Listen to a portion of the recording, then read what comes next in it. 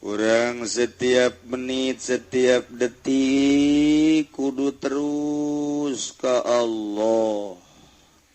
Hese. Tapi kan aya nu bisa. Per detik, per menit, per jam terus teu pernah poho ka Gusti Allah. Hese. Tapi aya nu bisa. Tinggal urang geus datang ka mana ingetna ka Allah. Urang mah inget ka Allah teh ketika dibere gering. Mun urang dibere gering Allah goler di rumah sakit kakaraknya Allah. Mantap cek Allah. Oh siapa mending gering berarti. Lantaran siapa lamun sehat tilok Allah-Allahan barang gering Allah-Allahan. Tah digeringkeun ku Allah. Itu keneh lamun dagang rugi Allah, Masya Allah. Iya si manajemen sakigeus bagus sako dagang rugi, Masya Allah. Oh cak Allah maning dirugikeun ku aing. Itu keneh lamun katipu ku batur kakarak Allah-Allahan. Nah, jadi berarti lamun urang nili kadinya eta panyakit teh ngadeketkeun urang ka Allah lantaran ku sebab urang gering urang inget ka Allah keur teu gering mah teh inget ka Allah berarti gering jalan menuju Allah rugi jalan menuju Allah katipu jalan menuju Allah. Waduh keur teu katipu mah teu wauh jeung kiai barang katipu boh subuh ge ditanggoan kiai salat subuh ditanggoan kiai ngaji ditungguan keneh bae nyana dek bebeja bahwa nyana katipu kamari mah keur meunang untung teu pernah datang ka imah kiai berarti aya anu wauh lah ka kiai ku sebab katipu nyana nu mantap tipuan eta termasuk jalan ka Allah. Geus saya urang minta mudah-mudahan katipu deui. Mudah-mudahan motor leungit deui. Deres mun ayeuna sabar, mun teu sabar. Jadi nu jelas mah urang mun tayang teh ulah kasasa per detik. Wal ma'arif ketika aya kasanget jeung kabutuh ka Allah. Wal maqasid naon anu diperlukeun ku urang nu dimaksud ku urang Allah. Nah, jang paranti muntayang ka Gusti Allah 5 nomor kahiji al-mufradul alam. Ialah mufradul alamnya wa huwa al-haqqu jalla jalaluh Allah jalla jalaluh wa hadha huwal maqsudu bizzat wal arba'atu wasailu nu opat basa kadar wasilah nakirah maksudah, nakirah ghair maksudah, wal mudhafu wal musabbah bil mudhaf. Ieu adalah sekedar wasilah, asli nama adalah al mufradul alam. Mantak wa qad yutlaqul mufradul alam ala Rasul alaihi salatu wassalam. Kadang diomongkeun mufradul alam teh ka Kangjeng Rasul alaihi salatu wassalam lintiradihi bil kamalat lantaran intiroda Kangjeng Rasul kalawan sifat kasampurnaan tandingna Kangjeng Rasul untuk nilai-nilai kesempurnaan neangan timimiti Kangjeng Nabi Adam datang ke akhir makhluk moal aya tandingna untuk mencapai kesempurnaan ialah Kangjeng Nabi urang Kangjeng Nabi Muhammad sallallahu alaihi wasallam wa zuhurihi bil mujizat jeung lahirna Kangjeng Nabi dengan berbagai mukjizat zuhura naril guro lailat sakumaha lahirna seuneu ti peuting di tengah keur poek anu luar biasa aya seuneu wabeh neuleuh kadinya. Mentak ialah diisyarahan sahibul burda khafata kulla maqamin bil idhafati inu ditabir fi misal mufradil alami. Ieu ta dina burdah ta aya ta khafata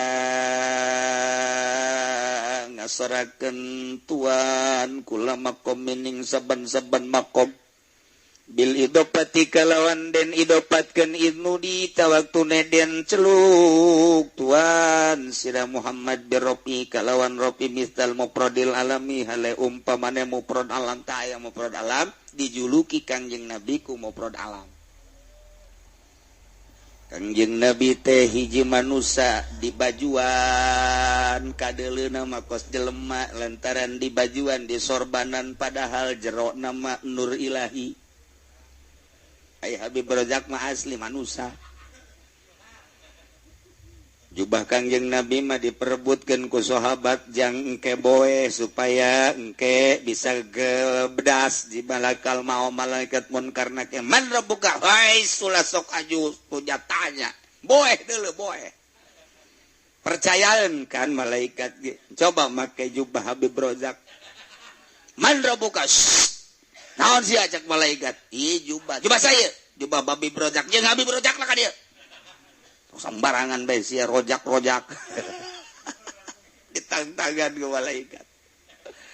Ya Allah ya Rabbi teh Kangjeng Nabi teh di sorbanan di jubahan di sarungan zahir nama padahal Nur Ilahi anu Kangjeng Nabi mah hampang Kangjeng Nabi mah berbuktina Subhanalladzi asra minal masjidil haram ilal masjidil aqsa. Ieu Kangjeng Nabi ti Masjidil Haram ka Masjidil Aqsa ti Masjidil Aqsa langsung naik ka Sidratil Muntaha. Malaikat Jibril ge geus teu bisaeun nganter Kangjeng Nabi ku luhur-luhur da pangkat Kangjeng Nabi. Teu bisaeun. Kekeh Kangjeng Nabi teh ngajak malaikat Jibril mahnya Jibril aya kudu ditinggalkeun mah pantadina ge anjeun nu ngajak kaula mahnya ayeuna teu nganter cek malaikat Jibril hampura Muhammad geus lain wilayah ieu mah kan wilayah Jaki Tangerang mah geus lain wilayah hampura cek malaikat Jibril kula mah datang ka dieu doang ante ieu mah hayu urang naik bae sakira-kira malaikat Jibril ngalengkahkeun ka wilayah batur bakal kabeulem tutung malaikat Jibril. Ai lain wilayah na teu bisaeun malaikat Jibril ge. Tapi Kangjeng Nabi mah nyulucus bae ka luhur ngadadahan malaikat Jibril. Jibril dadah. Eleh malaikat Jibril ku Kangjeng Nabi masyaallah. Naik Kangjeng Nabi mah terus. Langsung pendak sareng Gusti ieu keur carita sompralna walaupun teu meunang Kangjeng Nabi dicaritakeun pendak jeung Gusti kanu bodoh mah lantaran besi engke pajar teh aduh hareup sedengkeun pan Gusti mah tempat janu ngabutuhkeun ka tempat mah makhluk satungtung ngabutuhkeun kana tempat ihtiyaj jelema anu ihtiyaj berarti dhaif lemah atuh mun Allah ngabutuhkeun tempat atuh Allah lemah puguh tempat lagi nangieun Allah geus eta teu meunang dicaritakeun tah kos kitu mah hanya makom-makom tertentu lah nu nyaritakeun bahwa Kangjeng Nabi muajah jeung Gusti bahwa Kangjeng Nabi Musa alaihissalam muajah mukalamah jeung Gusti mun dicaritakeun cara mukalamahna teu nyaritakeun Kangjeng Nabi Musa ge mun nyaritakeun Kangjeng Nabi mukalamah jeung Gusti Allah muajah teh nyaritakeun muajahna nu penting mah oleh-oleh ti Gusti Allah salat 5 waktu sakitu bae geus.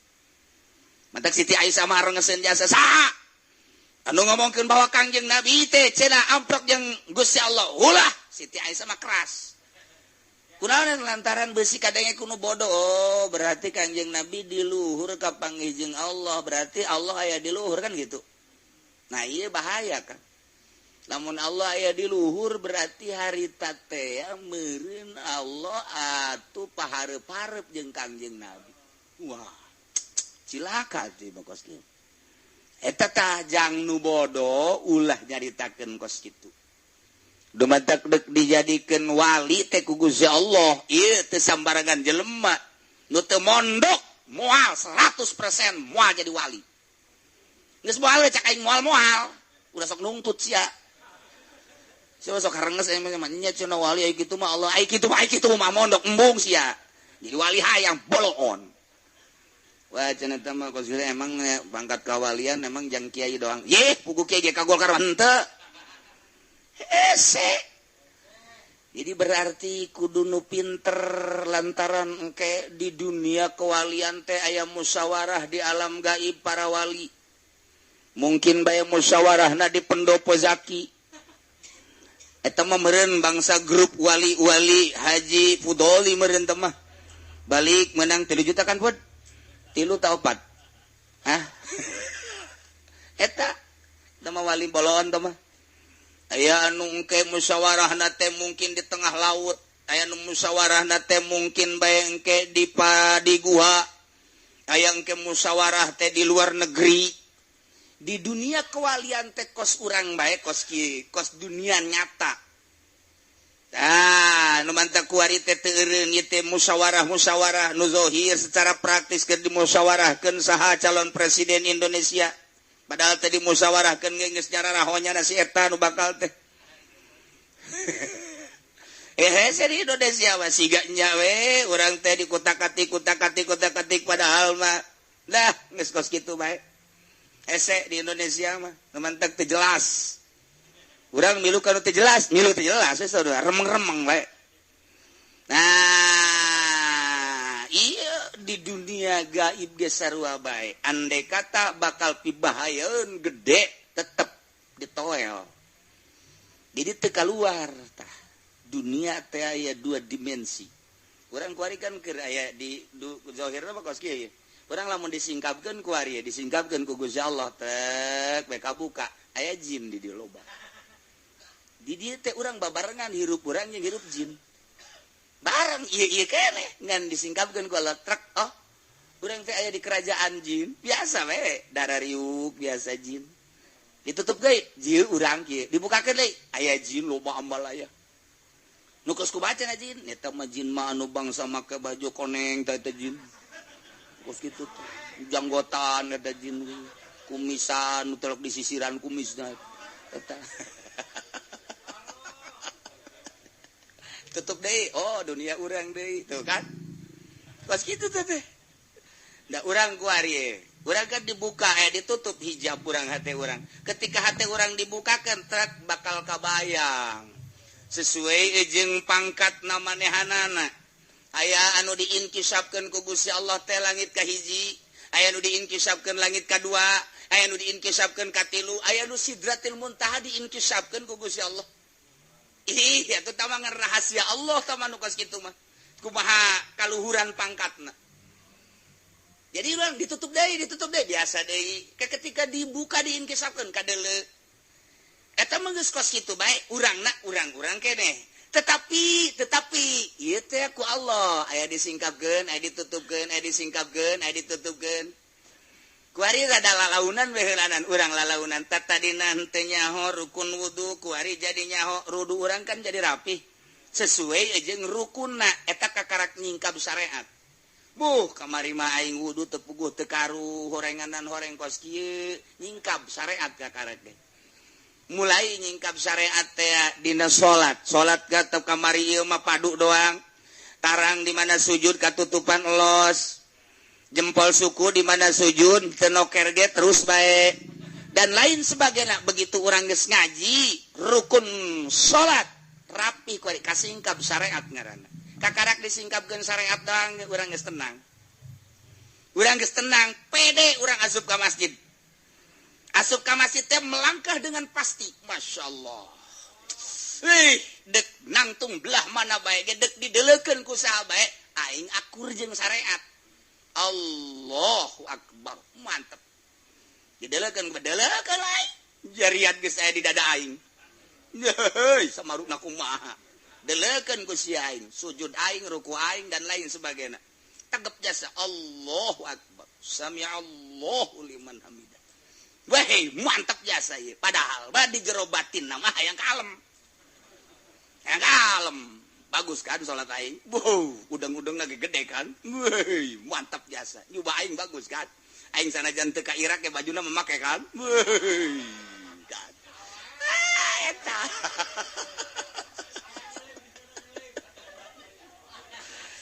Kasingkap. Eta kakara kasingkap syariat bagi urang geus puas. Urang geus puas nyingkap syariat doang geus puas jasa. Tetapi ketika urang ngaberesan batin, Masya Allah karim, aya lelembutan horeng di awak urang teh. Anu lelembutan eta teh kahalangan ku nafsu. Anu nafsu eta teh horenganan ngendalikeun urang. Ketika urang terus nutur-nutur nafsu sesuai jeung watak. Lantaran mata urang teh diberean watak neuleuna hayang kanu indah-indah ceuli teh dibere watak ngadenge hayang kanu merdu-merdu irung teh dibere watak gambe teh hayang kanu sengit-sengit letah teh dibere watak mun ngicip-ngicip teh hayang kanu lazat jeung ngeunah leungeun teh dibere watak mun nyekel hayang kanu hipu-hipu lain ya Allah meukeun carita baheulanan suku teh ngawatak kabeh ngawatak satungtung urang nuturkeun watak eta berarti ngahayukeun nafsu moal kasingka batin urang datang ka paeh moal kajen kumaha kudu kumaha tuh kudu dikhorikeun rusakeun mata urang kudu dirusak ulah supaya neuleuh kanu indah-indah pereumkeun mata teh ketika neuleuh nu indah. Mimitian carana kumaha carana make aturan syariat ulah dideleukeun kanu diharamkeun ku Gusti Allah ulah didegekeun kanu diharamkeun ku Gusti Allah ulah diambekeun kanu diharamkeun ku Gusti Allah sebab di dinya lah aya kalazatan sesuai jeung watak ku ari kurang dipaksa nafsu kurang dikendalikeun ketika aya awewe peureum cak nafsu kudaon peureum hidung benar cak nafsu bentar coba gua bentar deuleu aya awewe kok teu peureum hook putih Lampung gede adat tah eta watak akur tah deuleukeun cak watak emang eta mengenaeun mun dideuleukeun cak nafsu hayu di dinya teh aya nu ngadongkrak hawa cak hawa deleukeun urang pan geus ngaji baisuddin anu ngabangkitkeun agama cak agama haram tama ngadu antara baisul hawa jeung baisuddin cak ajakan hawa deleukeun ngeulaheun dideleukeunana waduh bibirna mantap jasa hai peureum ruhai jasa bau pohara cak agama haram tete ulah tete heuy haram dosa neraka ngadu ajakan hawa jeung ajakan agama nu menang nu mana eta sia teu jawab biasana ajakan mun cak hawa deleukeun lantaran geulis cak agama ulah lantaran lain mahram haram nu menang eta teh hawa apa agama tuh sia mah kitu pan dasar disiapan kuduna mah pan agama ai kuduna mun kiai mah pan ai mah kiai haram atuh kos kitu mah kecuali si batur deleukeun aya batur ulah kiai ondo tau kos kitu mah jadi itu mah jarwa isina ka jelema lain ka Allah nu mantak ma zahara wa ma baton eker ebreh eker samar tetep sieun ka Allah dina loba jelema haram Allah nu ngaharamkeunana dina eueuh jelema haram tetep Allah ieu lain pan dina loba jelema haram dina eueuh jelema ngintip ya Allah ya Rabbi tah ieulah khorik moal jadi khorikun lil adab lamun urangna teu ngakhorik sorangan nah peuting saha sih nu teu tunduh atuh peuting jak kabeh ge tara runduh lantaran emang ge secara syariat mah peuting teh jang sare tapepan kabeh ge jadi jelaskeun kapan dina Al-Qur'an ge peuting teh jang sare ta teh reup urang sare bersyariat masalah asal sesuai tetapi kapan urang mah hayang deukeut jeung Gusti Allah tatajafa junubuhum anil madaji' yad'una rabbahum khaufan wa tama'a wa mimma razaqnahum yunfiqun ku urang teh adi teu usap ieu teh anggal-anggal aing lain teh cinta jeung teresep ka sia ngahaja sia teh nang meuli jang aing kasur aing teh lain terindu kasia tapi rindu aing kasia mantak dibeli ge ieu teh jang sare simbut atuh sia teh beuh lain lalagaan ku aing ngahaja nang meuli tapi naon hartina lamun nuturkeun sia bae mah nafsu aing teh hayang kasiat tapi aing leuwih cinta ka Gusti Allah ja isuk page toge aing bakal ngagoler di beuteung kuburan lamun aing ngagugulung sia bae pan aing rugi tatajafa junubuh merenggang awakna ngajauhan anggel jeung kasur hampura anggel anil madaji aduna rabbahum salatnya ka Allah khaufan sieun cerik nyana tengah peuting wa tamaa boga harapan hayang rahmat Gusti Allah ditinggalkeun bae tempat sare teh geus nya mah sajadah nu geus sataun teu disusuh-susuh teh geus pohara deui ambeuna ge geus lain lalagaan teh bapana bentek Allahu akbar cak setan Hawa bari numpakan setan numpakan Hawa Kiai atuna naonan bandi kamar teh aya anggel sakitu hipuna kasur pamajikan ngongkong gara-gara deuleu ngongkong nya kunaon haju ieu nyempil di dieu mun haredang-hedang mun tiris-tiris nanaonan lah jabatur nu neuleu ieu atuh maningan sare isuk tunduh gerage kiai isuk tunduh kajian kukubat terganggu ya kesehatan padahal geus ka rumah sakit banyak sorangan ih kula mah nganasehatan bae ka kiai waduh teh setan bolol setan imah nganasehatan bae daripada isuk tunduh aju ka dituna kan terganggu kesehatan kan eta moal bisa ibadah. Nges, ulah sokan teman-teman segala tahajud segala zikir le, tuh sakawasana bae. Ya Allah ge nitah ka urang teh lain kudu kikieuan. Ye, Allah teh nitah sakamampuan urang ulah sok dipaksa-paksakeun kitu. Urang haja tergiur tah ku rayuan setan bener oge nya tuh. Aduh, udah naonan kikieuan atuh. Yo, teu mendingan hees bae ka subuh udang. Ulah loba teuing tahajud mah ulah loba teuing. Geus cukup 2 rakaat geus cukup. Teu kudu zikir-zikir teu kudu. Geus bersareat ge ka sorga ieu. Wah mantep jasa geus. Geus asal kagoda urang ku setan. Ngaringkuk deui. Tapi lamun cak urang tolol sia goblok sia. Sia nu goblok sia setan teh. Sia lu goblok ngagoda aing. Dia tuh kiai teh tolol kudu ninggalkeun tempat sare. Sia beureuh nu goblok. Tungtungna mah kiai jeung kiai ngomong. Setruk. Stres cenah. Cak pamajikan kok kiai jadi kiai ya. Salah kiai jadi kiai. Wah, itu kudu bakal grogol ini. Teu kudu diomongkeun seakan-akan seperti itu.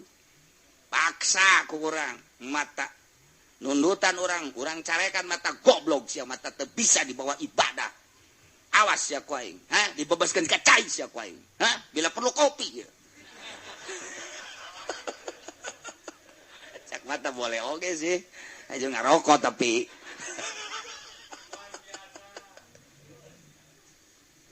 ibadah teh lamun teu dikitu-kitu moal bisa. Ku manehanana jadi wali, ku manehna jadi solih menang merangan nafsu. Ulah di deuleunya na bisa jadi wali na bisa hiber. Ulah di deuleu jadi solihina perang jeung nafsu ulah tah. Coba ge kabehan ieu kos karar itu lamun teu kos kitu jo moal bisa. Moal bisa kabeh ge. Nah, nyana ngalentuk bae kieu, bae aduh ampun. Eta keur perang eta nyana. Keur perang sabenerna. Awas ya kopian. Nah. Tah eta sapali 2 kali encan manggih lazat. Encan manggih lazat kabelah dieuna lantaran dipaksa encan ngeunaheun encan ngeunaheun teh sabulan 2 bulan masih kene biasa bae teu ngarareunaheun encan dibere ku Allah datang ka mana perjuanganana datang ka mana nyana perjuanganana ketika teh setahun 2 tahun lantaran terus bae konsisten nyana Beting hudang wirid, beting hudang tahajud wirid, tidak mau tahu guys. Pokoknya mah, ayah lu ngebel ge, nu ngebel. Ayah SMS, guys pokoknya mah, ayah lain tip parawan mual. Masih nyempilkan kan bayar, temu tolol. Angel temu maka jadi wali temu. Ya menteng guys, pepegatannya asal beting mengga sampai segala entah, aing mah guys. Ka Allah, paksa awak di ka Allah kan, paksa di ka Allah kan. Allah kan selalu mere innallaha la yughayyiru ma bi anfusihim hatta yughayyiru ma innallaha la yughayyiru ma bi qaumin hatta yughayyiru bi anfusihim moal ngarobah kecuali nya anu garobah mantap cek Abdul Qadir man ghayyara guyiro saja loba nu ngarobah dirobah ku Allah kurang dirobah pikiran urang di kunaon-kunaon sia awak kunaon resep ka motor goblok tolol sia kunaon resep ka mobil ka Allah atuh boloon sia tolol sia kunaon atuh ieu resep ka janda herang goblok tolol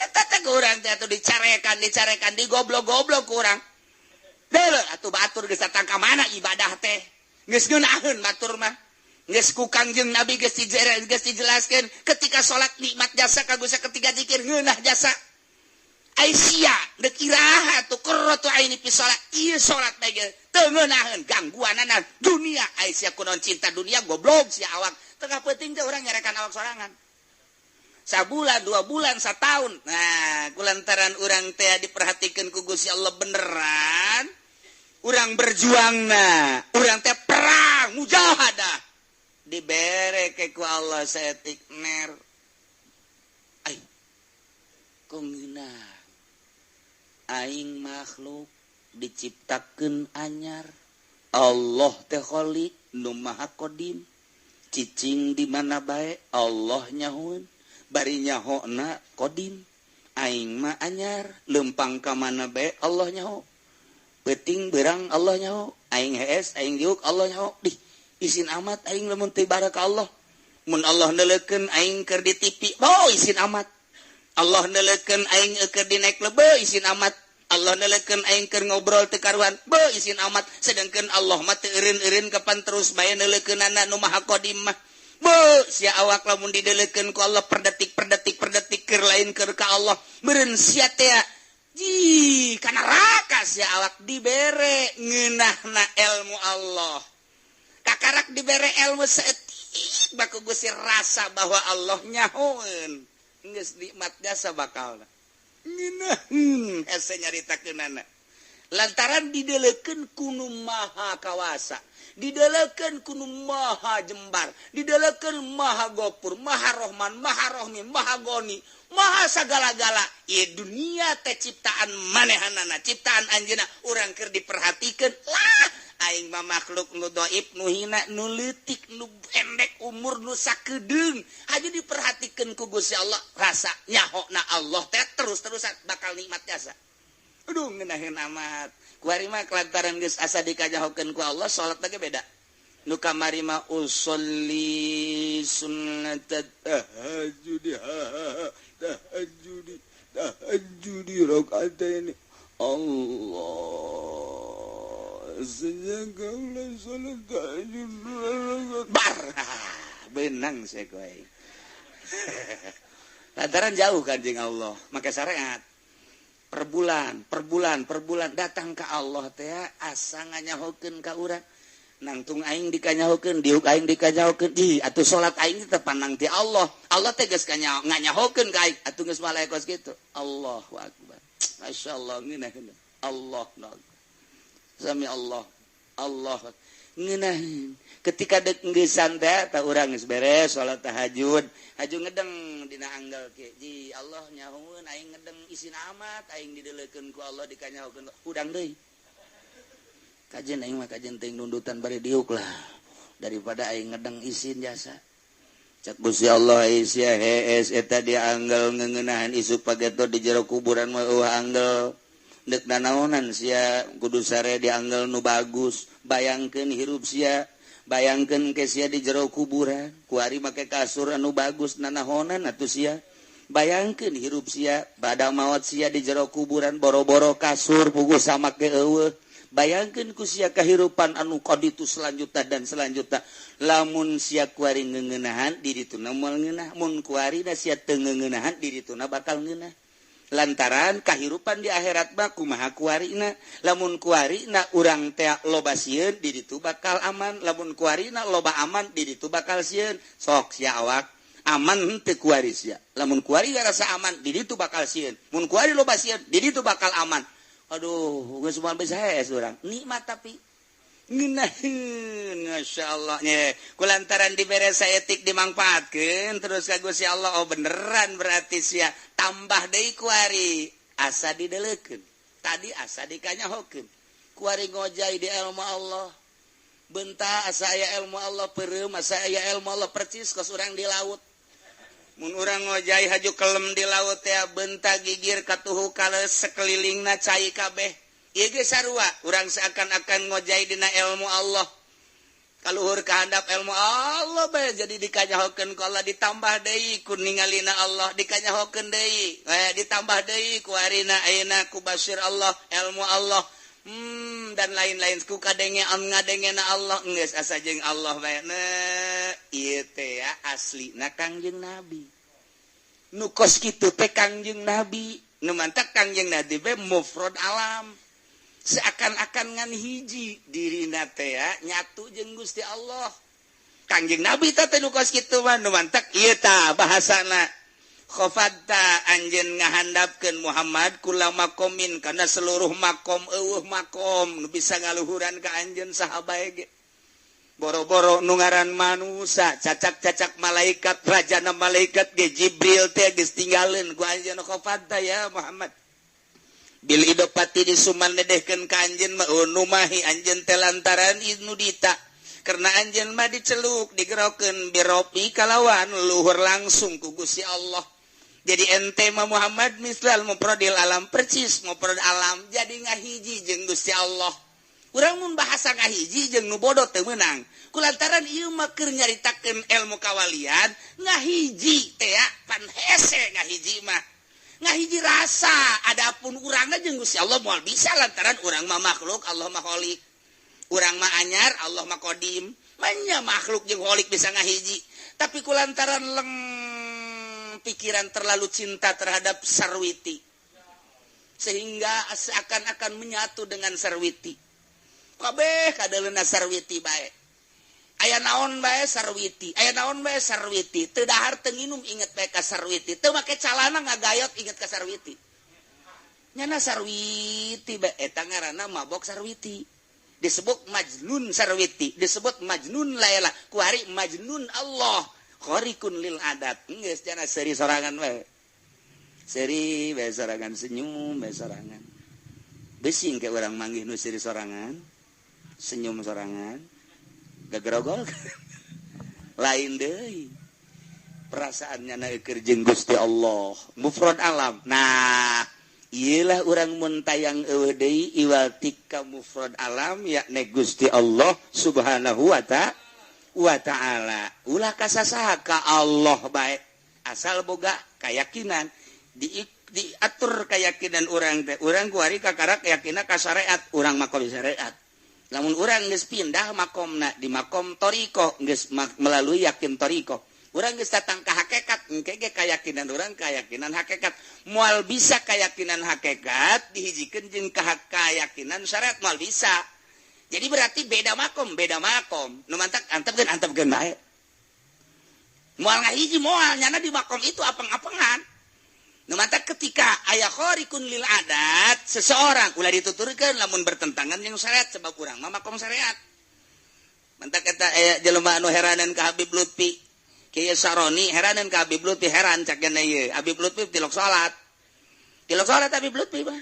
Sakapeng waktu kadeuleu tilok salat mantak nyana namu magrib gadinya terus bae di jero hatena kok Habib ini enggak salat magrib juga enggak salat dicoba ku Habib Lutfi Kiai coba tolong tuh ambilkan asbak saya di kamar cokot ku Kiai Syaroni di jero kamar Habib Lutfi na keur salat Allahu akbar ai tadi nu di luar saha ai itu di jero saha teu kahartieun ku Kiai Syaroni cek pan ieu teh Habib Lutfi keur salat Allahu akbar nyokot asbak ge sieun jurig teh asli tah eta kan hese eta kos kitu kaluar deui mau asbak Habib Lutfi keur ngaroko bae tuturkeun ku sia ngaroko Habib Lutfi sia ujana moal salat Habib Lutfi ka sorga teh sia bangke ka neraka jahanam sia je mah kumaha ulah dituturkeun wayah urang wayah ku salat mah salat bae moal datang Moal datang kos Habib Ahmad Jakarta teh. Habib Ahmad Jakarta pan Kangjeng Nabi Qadir teh bisa didadak.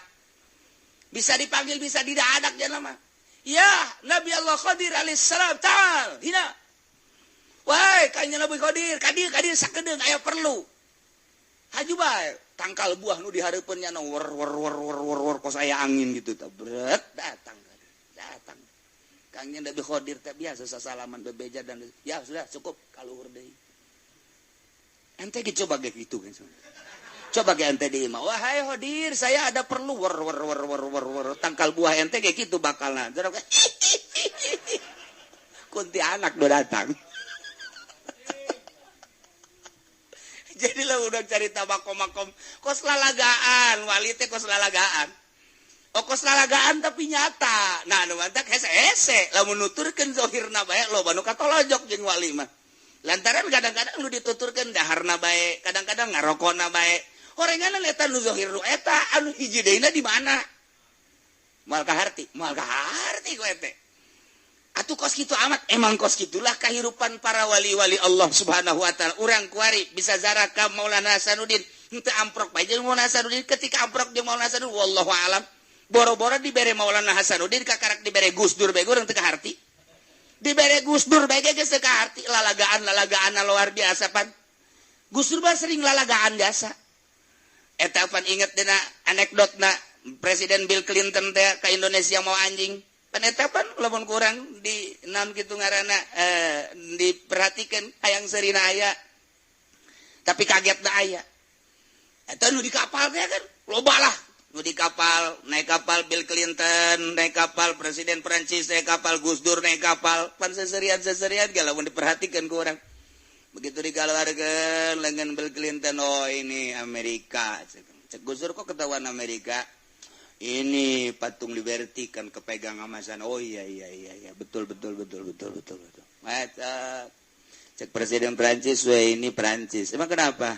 Ini tugu ada kekedat. Oh benar cek Gus Dur. Tinggal Gus Dur mikiran baik. Oh ini Tanah Abang ceknya.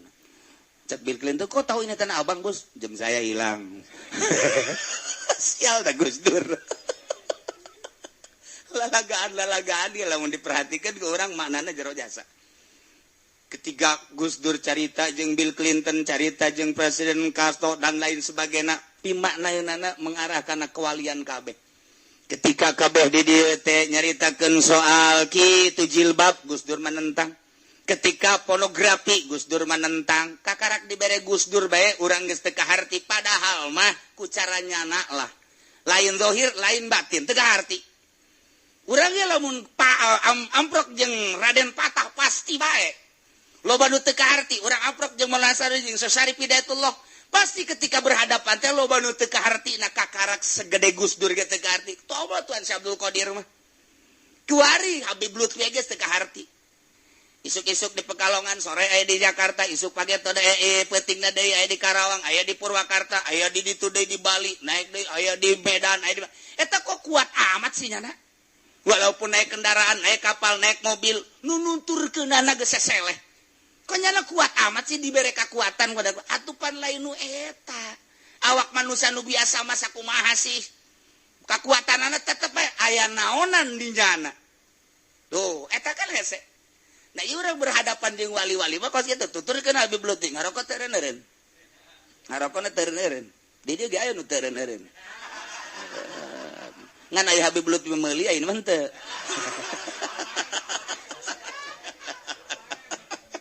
Aduh, Masya Allah. Yo kan? Itu mesek kaharti emang kumaha gitu. Ulah neuleuh teu kahartina, nu kahartina bae. Nu kaharti da bae. Sebab diperhatikan ku orang ahli Allah loba nu teu kaharti. Barengan ge coba ahli Allah loba nu teu kaharti. Ketika nu teu kaharti sing hade ulah suuzon ka ahli Allah mah. Sebab naon nyana keur aya nu disumputkeun di jero hatena ma'rifatullah wa rasuluh. Maripat ka Allah na nu disumputkeun sebab lamun ada selalu kos kitu bae. Waduh, ujianna dilaletakan ku jelema. Jadi ketika aya nu teu percaya lain kiai tama lain wali nya nama bungaheun. Urang mah pan, tama lain kiai, tolol sia deuk sagede kumaha kiaina. Goblok pan lain kiai, teu kadeuleuh ku sia.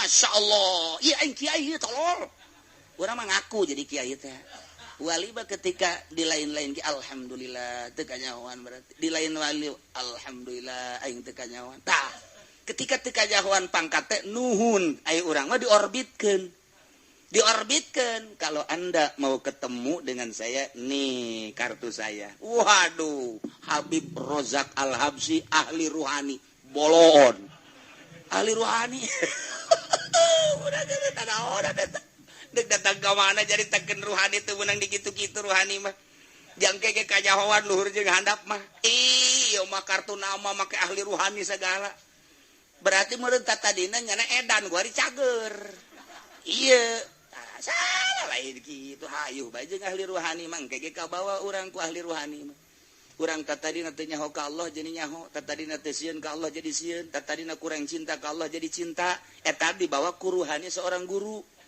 ya urang nuturkeun ka guruna mah moal bisa lantaran naon lantaran aya kahirupan di dunia luar anu urang mah neuleuh daharna nginumna sarena leuleumpangana di luar eta nya per detik zikir ka Gusti Allah nu make aturan eta nu hesena jadi urang mah neuleuh teh zahirna bae nah engke bae karasa dibawa ku kahirupan wali nu tadina teu nyaho ka Allah jadi nyaho tadina teu sieun jadi sieun tadina teu cinta jadi cinta nu tadina henteu resep ibadah jadi resep eta teh kabawa ku dunia kawalian seseorang geus bae eta rasakeun ku urang lantaran urang mah ngudag pagaweanna mah hese nah ieu lah disebut mufrad alam jang pamuntayangan ka Gusti Allah nu sakumaha kamari urang nganyahokeun heula sifatna nganyahokeun heula asmana kanyahoan sifat jeung asma bakal timbul afalna di mana geus kanyahoan asma sifat jeung afal bakal timbul zat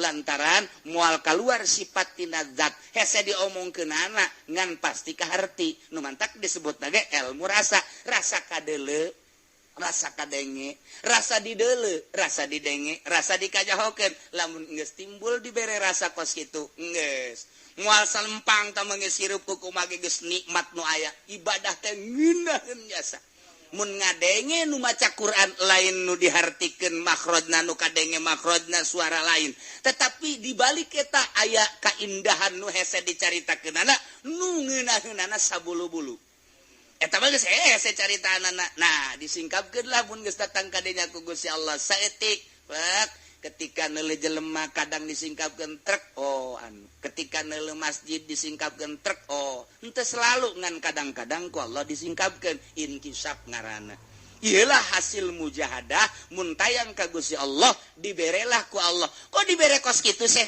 lamun Kangjeng Rasul dibere kakuatan mukjizat lamun wali dibere kakuatan karomah naon supaya mantep keyakinanna ka Gusti Allah mun ulama dibere maunah supaya naon istiqomah ibadah ka Gusti Allah geus jada boga rasa ngeunah lamun geus boga rasa ngeunah per detik setiap saat selalu inget ka Gusti Allah lantaran ngeunaheun geus neuleuh dunia teh sesemperan hanya variasi nu teu berarti bagi dirina hiji we Allah etalah nomor kahiji geus pangkat Kangjeng Nabi nu mantak dijuluki mufrad alam lantaran seluruh makom dinisbatkeun ka Kangjeng Nabi handap kabeh ge sebab Kangjeng Nabi mah diceluk ku Gusti Allah Rabb Kangjeng Nabi na Rabb anu manggilna Mahrab Masya Allah nu mantak moal aya tanding Kangjeng Nabi